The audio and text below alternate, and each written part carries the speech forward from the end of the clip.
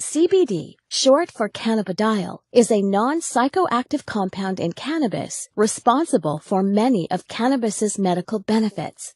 On the other hand, THC, short for tetrahydrocannabinol, is the psychoactive compound in marijuana that causes the high associated with cannabis use. They are two completely separate cannabinoids, which are a class of chemical compounds that interact with special receptors in our body called cannabinoid receptors.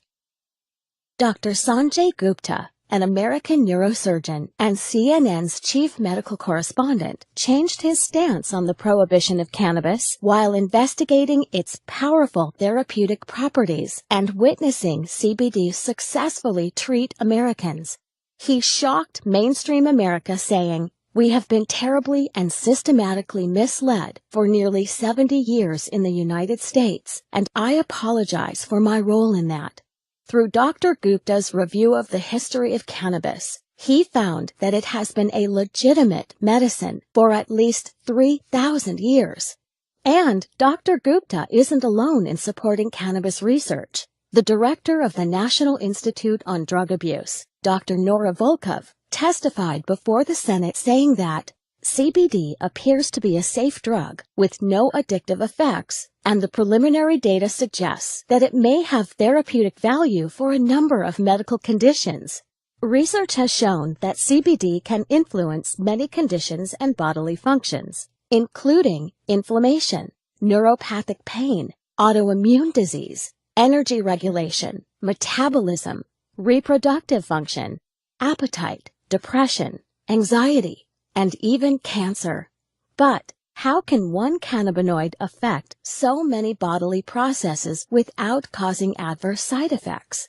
The answer lies in our biochemistry, the natural intelligence of the body. We have naturally occurring cannabinoid receptors all over our body that interact with CBD. We have these receptors because our body is constantly making its own cannabinoids. These receptors and cannabinoids make up most of our endocannabinoid system, or ECS.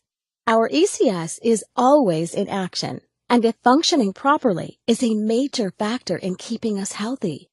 Many doctors now think that some people suffer from an endocannabinoid imbalance, known as clinical endocannabinoid deficiency, or CED. People suffering from CED may benefit by supplementing with cannabinoids such as CBD. CBD is the most abundant cannabinoid in hemp, a cannabis crop the federal government allowed individual states to legalize in the 2014 Farm Bill. Hemp-derived CBD is legal in all 50 states, is non-addictive, does not cause a high, and is easy to incorporate into your current health routine. What is it about hemp that's so controversial? Why is it always in the news lately? And is it only because it's tied to medical marijuana? Can it be good? I'll leave the legal discussion to the lawyers. What I'm interested in are potential health benefits.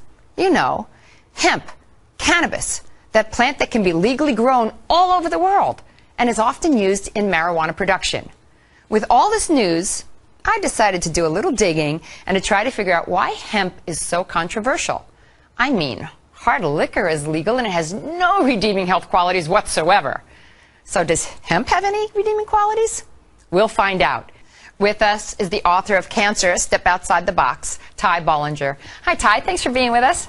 Thank you, Carol. One of the really incredible things I was reading about in your book was hemp. Yeah. Marijuana, basically. Right. Tell us the history of hemp, because I found this quite unusual. Well, hemp has the reputation as being this evil weed. But the medicinal history of hemp is quite fascinating. Back as far back as the 1930s, there were medicinal hemp tinctures in almost every pharmacy in the United States. Hang on, I want to go even further back. Yeah. didn't you write in your book that Washington and Jefferson and Lincoln and all these presidents actually grew hemp, so it was legal to grow everywhere? They did. And they could use it as they wanted to use it. Yes, as a matter of fact, some farmers in the colony of Virginia were required to grow hemp. And so it's such a good fiber, very good for making clothes, a lot of different industrial uses for hemp. Ford thought it was strong enough to make a car out of it, and he did. It was as strong as steel. Yeah, one of the first Model Ts was actually made from hemp, and it ran on hemp fuel. And then the enemy of hemp was William Randolph Hearst. With paper. Well, yeah, Explain with newspapers. Well, hemp is a much more efficient way to make paper. In 1 acre of hemp, you can do 10 times the amount of paper than 1 acre of trees. So why did he want it outlawed? Because he owned thousands of acres of forest that when he owned paper. So this was a political thing. It had really nothing to do with hemp itself. Exactly. It really didn't. It was more about the money. It was more about eliminating the competition. And so that's why hemp was demonized and thought of as this evil weed. They put out propaganda films like Reefer Madness and so forth to make people afraid of hemp.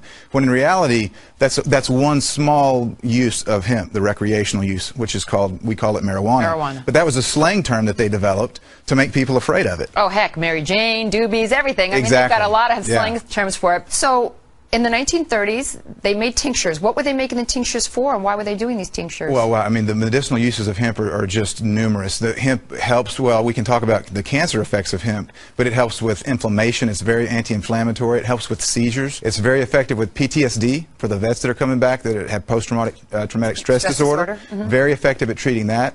It's an anti-inflammatory.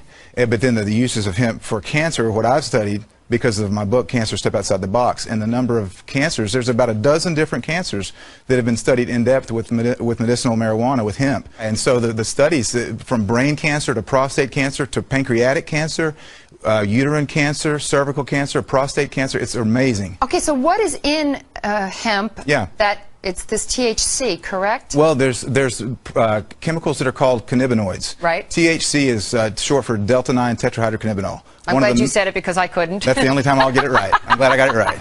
So that's the one, THC is the one cannabinoid that everyone's familiar with. That's the one that's psychoactive, and that's the one that gets you high if you smoke it. Okay. But there's other cannabinoids. One is called CBD, cannabidiol, and it's very medicinally used. There's no psychoactive component of CBD. So what do? Extract these to make tinctures, or you can make tea out of? You can make tea. You can eat it. It's a great superfood. You're into raw. A lot of people use raw hemp in their superfoods. Well, do you get high off of hemp if you eat it as a superfood? No, well, or just the seeds. You've got to heat the THC to make it become psychoactive. So people that eat the plant, they put in a smoothie. You know, they're super green smoothies. Right. You're not going to get high off of that because you didn't superheat it. But is it then, if you put it in the smoothie like that, is it a good prevention to cancer? It is. It's very well. It's got a perfect ratio of omega-3 to 6 fatty acids. It's got more GLA, gamma-linolenic acid, than any other plant.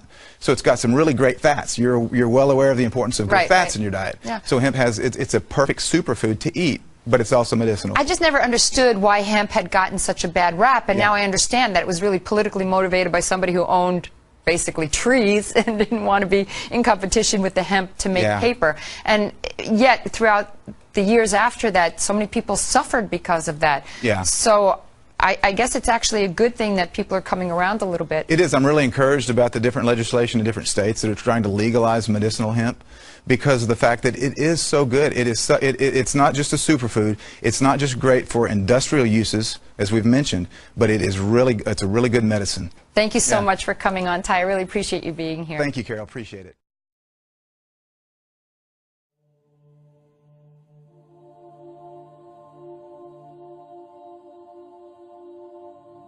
Throughout history, a humble yet vitally important plant has contributed to the health and prosperity of civilizations both ancient and new. From the Egyptians to the Chinese, the Romans and the Greeks, from the Vikings of Northern Europe to societies in Africa and all over the globe, from colonial times to the Industrial Revolution, and to modern-day United States. This amazing plant has revolutionized economies, used in textiles, paper, housing, agriculture, making roads, foods, medicines, and fuel. It is said that oil derived from this plant was used for holy anointings. While legend has it this plant grew in southern Mesopotamia, in the most famous garden of all.